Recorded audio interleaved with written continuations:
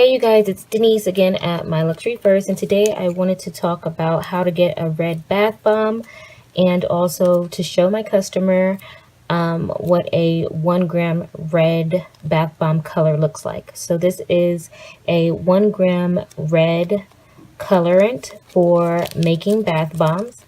You can also use this color to make cold process soaps, hot process soaps, and melt and pour soaps.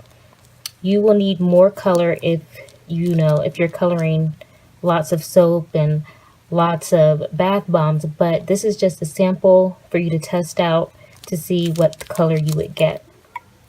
So this is the standard red 40 Lake, and if enough is used it will color the bath water, but it should not leave a stain around your tub. So I'm just going to add this 1 gram to this bath bomb mix that I have down here. And as you can see, it's less than a half a cup. But I just want to give you some type of idea of how it would look. You can mix it directly with your bath bomb mix. You don't have to blend it with anything. And if you're making CP soap, which is cold processed soap, then you can mix it with the base oils to get a red. And if you want more of a rustic look, then you can just add it directly to traced soap. So right here down below we have the dry ingredient. It's actually just baking soda for now, but I just want to give you an idea of what the color will be, because a lot of my customers ask for, well, basically they just tell me that they want to make red bath bombs. So they ask me which color is best, and I have this red, and I also have 3 other reds. I have an iron oxide red, which is just a regular matte red. I have a darker iron oxide red, and I also have a lighter iron oxide red, which is has an orange tint to it.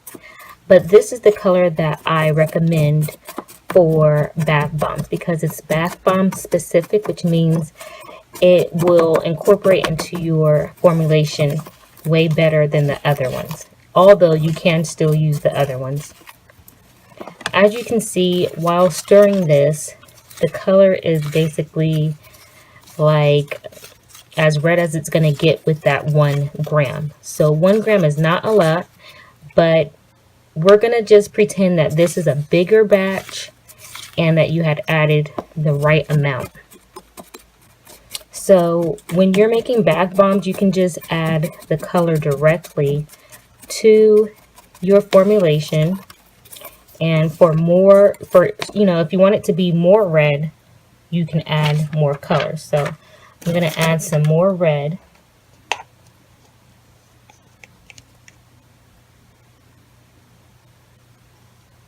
And you got to kind of be careful because you don't want to stain your tub or your washcloth. And with this type of red, you won't, unless you mix the red with an oil.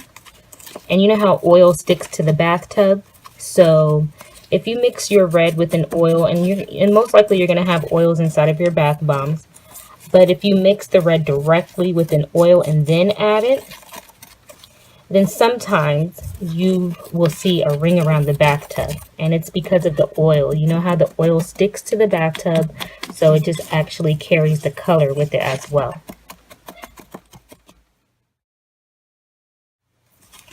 So this color is very vibrant. It's non-staining, usually, most likely. The one that really stains a lot is the red iron oxide. Now that one kind of stains, but it's still a stable pigment, and it's one of the most natural pigments. This color right here is a red 40 Lake. It's just a standard red 40, and it's like a dye. So it depends what you are going for. If you don't mind using a dye, then you would use this. But if you want to be more natural, you'd use a red iron oxide. And so for melt and pour soap, you can, what you should do is mix it with some glycerin first before you add it to your melt and pour soap. So that way it doesn't speckle or have like these little bitty like flecks inside of the color. So this is as red as it got. So let's just go ahead and just put just a little bit more red in there. Remember, we're just pretending that this is a big pot, a big bowl of bath bomb mix.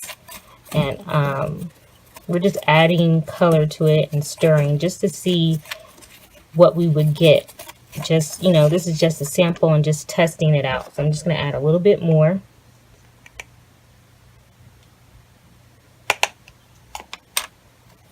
And a lot of people get like a light pink color, and that's normal as well. So as you can see, it got a little bit darker, which is great if you're trying to get a red color. But keep in mind, you'll also have other ingredients as well, so that could alter the color as well. And so a lot of the times you'll get like a light pink or a pink color, which is normal when making bath bombs. But if you want it to be redder or more red, then you would just add more red color. And you can just mix it directly inside. You don't have to blend it with anything or pre-mix it with anything. Bath bombs are pretty easy to make. You just go ahead and add it. And the only time you would be mixing this colorant with something, like I said, would be if you were making hot processed soap, cold processed soap, or melt and pour soap. So in reality, you could just add the color directly to your mix. But if you want to get a better, like a more quality color for melt and pour soap, you need to mix it with glycerin. And you just need a little bit. You don't even need a lot. And you can basically eye it and test it out yourself. And then for your CP soap, which is cold processed soap, you're just going to mix it with your base oil. It's very simple, and that's going to be if you want it to get the most red out of the color. Because, you know, for CP soap, it's kind of hard sometimes to get a red. I know for sure if you use the iron oxide red for CP soap, you most likely usually get a pink or a dark pink. And then again, if you want like an orangish reddish color or sort of like a brick red rusty kind of rustic look, then you should just mix the pigment in directly to traced soap. So I hope that this has given you sort of an idea of how, number one, how the 1 gram looks. It's just a sample. And I am Denise at My Luxury Purse, and I was the first one to offer samples in such low increments. And the reason why I did that was because I was making my own bath bombs and soaps and shampoos and conditioners, and I would have a lot of colorant left over that I didn't need. And so I figured, why not give it to people that need it, that don't necessarily want to buy it in bulk or buy, you know, such a big thing of colorant. Why not just give it to people? So that's why my customers keep asking, if you're wondering, you know, how does a 1 gram look? Because you might not be used to, you know, buying in 1 grams, but it's a great way to sample all of the colors. If you get a bunch of colors in 1 grams, it's cheap. It's a great way to sample.